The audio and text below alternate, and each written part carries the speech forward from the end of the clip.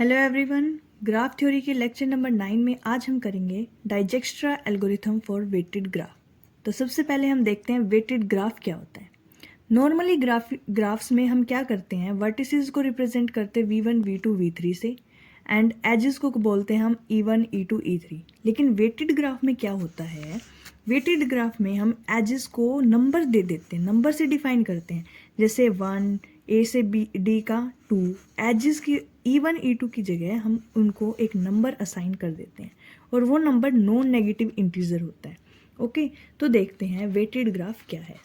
तो a graph G is called weighted graph if non negative integer WE is associated to each edge and this WE is weight of corresponding edges. तो देखो यहाँ पे देखो A से B तक जाने का 1, इसको हम वेट भी बोलते हैं, डिस्टेंस भी बोलते हैं और ये नॉन नेगेटिव होना चाहिए। ओके, कई बार कहीं कहीं हम वेट बोल देंगे, डिस्टेंस बात बराबर ही है। जैसे ए से बी तक जाने की 1 डिस्टेंस है और ये नॉन नेगेटिव, हमें तो पता ही है डिस्टेंस नॉन नेगेटिव ही होती है, तो यहाँ ये नॉन नेगेटिव होने चाहिए। ऐसे बी से सी तक जाने की 3, सी से ई तक जाने की 1। तो हमें क्वेश्चन मिलता है कि जैसे कि ए से हमें ई तक जाना है, तो इसका शॉर्टेस्ट पाथ क्या है, शॉर्टेस्ट डिस्टेंस क्या है। तो पेपर में क्वेश्चन आएगा इसका शॉर्टेस्ट डिस्टेंस बताओ, शॉर्टेस्ट पाथ बताओ यूजिंग डाइजेक्स्ट्रा एल्गोरिथम। तो क्वेश्चन देखो ऐसे आता है, find the shortest distance and shortest path from A to E the given weighted graph using Dijkstra algorithm. तो देखो अब सबसे पहले देखो ए से यहाँ पे जाना है हमें, ए टू ई, यहाँ से यहाँ तक जाना है, तो इसका शॉर्टेस्ट डिस्टेंस और शॉर्टेस्ट पाथ हमें फाइंड आउट करना है। तो सबसे पहले देखो ए से ए तक जाने की डिस्टेंस कितनी है, 0। ओके, और इन सभी को लिख देते हैं हम इन्फिनिटी। फर्स्ट स्टेप अपना ये होता है। नेक्स्ट में क्या करते हैं, इसमें सबसे छोटा जो नंबर होता है उसको फिक्स कर लेते हैं। जैसे 0 सबसे छोटा है, ए वाला फिक्स कर लिया। फिक्स करने वाले नंबर को वैसा का वैसा लिख लो नेक्स्ट स्टेप में। और अब देखते हैं ए से कौन कौन से एजेस कनेक्ट है। जैसे देखो ए से बी है, ए से डी जा सकते हैं और ए से सी जा सकते हैं। तो ए से बी तक का डिस्टेंस है अपना 1, यहाँ 1 लिख लो। फिर ए से डी तक का है 2, यहाँ 2 लिख लो। ए से सी तक का है 7, तो यहाँ लिख लो 7। और ए से ई तक का नहीं है तो इन्फिनिटी जैसा है वैसा का वैसा रख दो। ओके, तो अब इनमें से देखेंगे, एक तो फिक्स हो गया। अब इनमें से सबसे छोटा है उसको फिक्स कर लेते। जैसे इसमें 1 है तो 1 फिक्स कर लिया। अब यहाँ पे वैसा का वैसा जो फिक्स हो चुके हैं। इसके बाद देखो बी से यहाँ पे अपनी डिस्टेंस आ गई 1, ठीक है, यहाँ से 1 हो गया। अब बी से सी तक जाने का 3 ये है और एक ये हो गया, तो कितनी होगी डिस्टेंस अपनी, 4। यहाँ लिख दो 4। अब इसके बाद बी से डी जा सकते हैं, नहीं जा सकते, तो जैसे 2 है तो 2 वैसा का वैसा। नेक्स्ट फिर आती है हमारी बी से ई। बी से ई जाने की नहीं है ना सीधी, तो इसको लिख देते हैं हम इन्फिनिटी वैसा का वैसा। इसके बाद आता है अपना, इसमें सबसे छोटा 2 तो फिक्स हो चुके, इसमें से सबसे छोटा कौन सा है, 2, तो इसको कर लो फिक्स। अब एक बात ध्यान रखना, अगर यहाँ पे बाय चांस 9 आ जाता, 7 से बड़ा नंबर आ जाता, तो हम उसकी 9 की जगह 7 ही लिखते। जोन सा इनमें से बड़ा नंबर आता ना, छोटा नंबर वही लिखना होता है। ओके, तो इसमें तो बाय चांस 4 आ गया तो 4 लिखना पड़ा। अगर यहाँ पे 9 या 8 आ जाता तो हम 7 लिखते। ओके, तो अब देखो 2 फिक्स हो गया। अब डी पे बात आती है, डी की डिस्टेंस कितनी है, 2, ठीक है, ए से डी की, तो 2 यहाँ पे आ गई ना अपनी, फिक्स होगी। तो 2 तो फिक्स है ही। अब देखते हैं डी से सी जाने की कितनी है। जो फिक्स है वो तो वैसे के वैसे लिख लो, ये तो वैसे के वैसे लिख लिए हमने। अब जी से डी से सी जाने की डिस्टेंस देखो, 2 ये है, 5 ये है, 7 आ गई ना। लेकिन उससे पहले हमें पता है 4 है इसकी शॉर्टेज डिस्टेंस, तो हम लिखेंगे 4 ना कि 7। ओके, यही समझाने की बता रही थी मैं, इसमें बताने की कोशिश कर रही थी जिससे आपको समझ में आ जाए। अब देखो डी से ई, 7 ये है, 2 ये है, तो यहाँ पे आ गया इन्फिनिटी से, तो 9 छोटा ही है तो 9 लिख देंगे। अब इनमें से देखो 3 तो फिक्स हो गए। अब रहते हैं इन दोनों में से जो छोटा है उसको फिक्स करो, फिक्स कर लिया। इसके बाद देखो सी से क्या क्या जा रहा है, सी से ए जा रहा है। सी की डिजिट कितनी है, 4 डिस्टेंस यहाँ पे पहले से ही है, 7 और 4 11। और ये तो फिक्स है ही, इनको तो वैसा का वैसा लिख लो, ये तो सबसे छोटे हैं ना, इनको वैसा का वैसा। अब बात आती है सिर्फ ई की, सी से ई तक जाने का है 4 ये और एक ये 5। तो सभी अलॉट हो चुके हैं, फिक्स हो चुके हैं। ये वाला फिक्स रहता है, इसको भी फिक्स कर दो। यही अपना डाइजेक्स्ट्रा एल्गोरिथम है। तो अब देखो इसकी शॉर्टेस्ट डिस्टेंस कितनी हुई, 0 ए से हमें ई तक जाना था, ए से ई तक की है हमारी 5 डिस्टेंस। शॉर्टेस्ट डिस्टेंस कितनी है, 5। शॉर्टेस्ट डिस्टेंस 5 है। ये तो डिस्टेंस आ गई। अब हमें करना है पाथ। तो पाथ कैसे करेंगे, डायग्राम से।